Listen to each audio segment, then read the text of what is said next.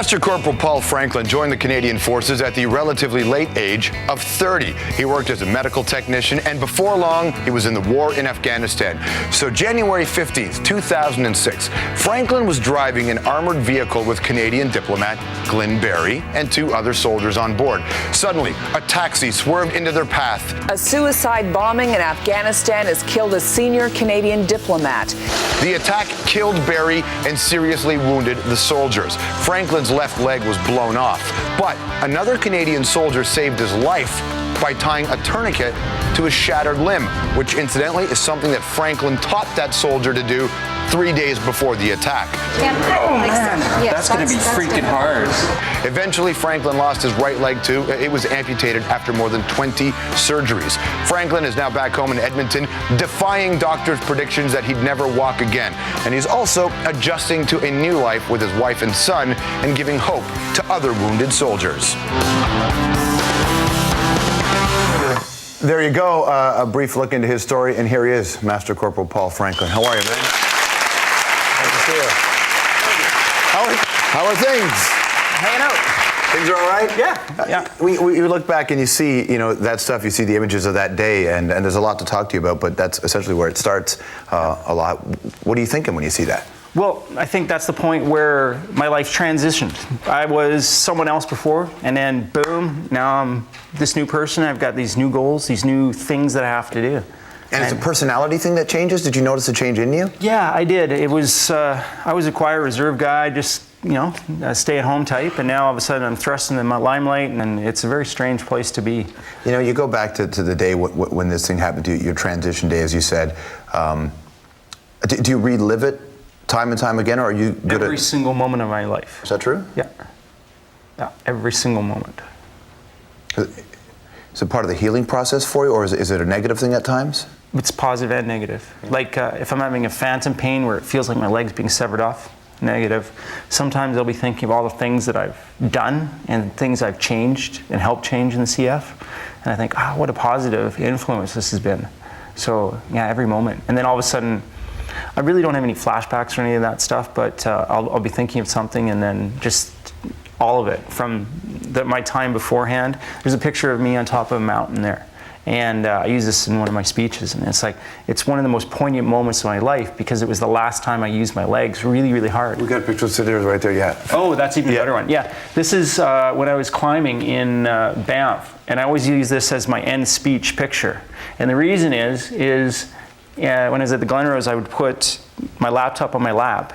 I'd have my feet here, and I could look at this, and it felt good. And the worst part with the phantom sensation, I could actually feel my feet. So it was it's a strange piece. This is part of your recovery process. You sit and you just look at what it was like, reminding yourself of when you had legs. But it's also represent everything I've ever lost. I guess visually and emotionally. People, you hear about that, what you go through. Psychologically, you were in the vehicle that day, you were driving. Do you go through tough times, survivor's guilt? Did you go through all that process? None of the survivor's guilt, a lot of people have lost their legs. They actually feel departed emotions and all this other stuff. I didn't have any of that. It's loss of function. I miss playing soccer with my son. I miss skateboarding with him. I miss being like the cool dad on the block kind of thing. Now I got to slug around in a wheelchair. Let's go back to the incident. What do you remember from just before it happened? Take us through that for the people who haven't heard it from you. Sure. So we were driving along. We drive in through these golden arches, which is the main entrance to the city, past the graveyard, past the taxi stand, and then just after the stores, then the taxi stand. And just after the taxi stand, all of a sudden, I'm driving along and I kind of swerve a bit to move around a car. And just at that moment, bam, I feel like I've hit a bus. And it's not. And all of a sudden I'm tumbling through the air. And as I tumble, I can feel my head scrape the ground and my head get pulled back. And then all of a sudden, bam, I'm sitting up against a wall, just like I'm watching TV. I'm like, what the hell is this? And I look down, and I see my left leg's gone, and I see it 5 feet away. And I'm like, oh. So I grab my leg, and then I undo my helmet, and I toss my helmet, and I curse the world. And I didn't have my glasses, so all of a sudden I go, oh, this sucks. What I had done was my hair and face were on fire. And so by doing that, I extinguished the fire on my face. So I actually had third-degree burns in my head and my hands, and eventually we got them cleaned up. But it was amazing, absolutely amazing how to get through that. So I'm sitting there, I look down, The leg's a couple feet away. I reach in my pocket, but the pocket's severed. So the tourniquet's obviously in there or spread out in the road somewhere. And that's when Jake shows up. He puts the tourniquet on my leg. Then he leaves to help secure the scene and also to look for the other wounded guys and dead guys. And my other leg was tucked underneath me. And I hold my leg and I said, okay, I got to make it home. You know, I can't go in shock. I got to save my own life. I got to make sure I make it. And some of my friends show up and they said, okay, can you wait for the quick reaction force? Can you wait for the ambulance? And I said, no, I got to go. So they talked to the sergeant who's about 100 meters away, and he's like, does Paul say he's got to go? And they're like, yeah, he says he's dying. Is he sure he's dying? Yeah, Paul, you dying? Yeah, I'm dying. Okay, we got to go. Seems reasonable. You just put your fire out of your head. Yeah, okay, yeah, I'm dying here. So I have all these scars and wounds all over my body. You know, my hands are smoldering, my face is smoldering, all this other stuff. And I'm sitting there and I'm trying to prevent shock, nice deep breaths, almost kind of doing a mantra, Buddhist thing, somehow survive.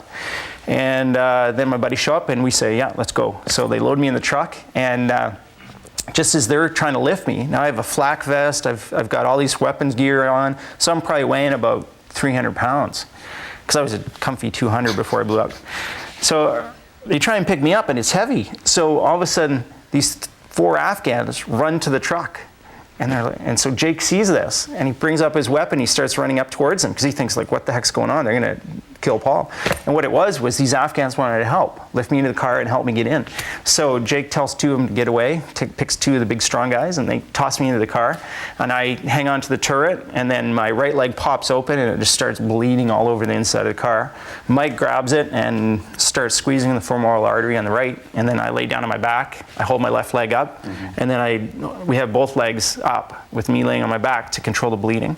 And then we scoot off to the provincial reconstruction team location and I get tossed onto a stretcher there and then tighten everything up. Are you, you're taking us through this and you remember it and it's a great detail and this has happened and this has happened and this has happened, but are you freaking out inside? Yes. Like at that point, what's going on in your head and in your heart? Oh, like standing at a beach and a tidal wave's coming at you. All you want to do is run. You want to run as fast and as easily away as possible. You're saying, why me? Why now? Why here? I want to make it. What did I do to deserve this? It's not fair. Life's not fair. I have so much to do. I've got, and then you start thinking, well, did I do enough in my life? And then you start doubting your whole life existence, meanwhile you're holding your leg. Like it's not cool. Now that you're back in Canada and you see the war in Afghanistan in a much different way because you see it on the news just like everybody else does, but you have the benefit of not only being there, but actually experiencing it in a pretty difficult way. Does it piss you off when you hear the fact that Canadians there seems to be momentum where they're not necessarily in support of the mission? Does that start to get to you, or do you see it and do you agree with them? No, I completely agree with the mission because I've saved Afghans' lives. Afghans have helped trying to save my life by loading me in a vehicle. When you shake an Afghan's hand, it's one of those pure things. It's like being in the prairies in the 1930s. A handshake means something to these people. And you got to love and respect a culture that way. Now, there's certain people that have outside influences from other countries that are coming in and are doing bad things. The guy that tried to kill me was outside the country. The organization that he was working for was outside the country. There are some people in the country that try and do bad things, and they don't want us there. That's fine. We see you here today in your wheelchair, dressed in your regular clothes. Yep.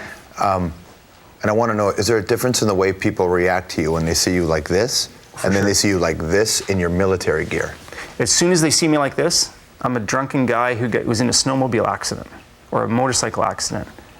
And then they recognize me. And then it's, oh, do you want free lunch? Do you need, it's a visceral change. It's like, yeah, it's amazing. I can imagine the kinds of things you have to face, the kinds of questions. When we announced on our website that you were going to be on the show, a whole bunch of people posted on the Hour's website questions, and one of them was, are you a real man?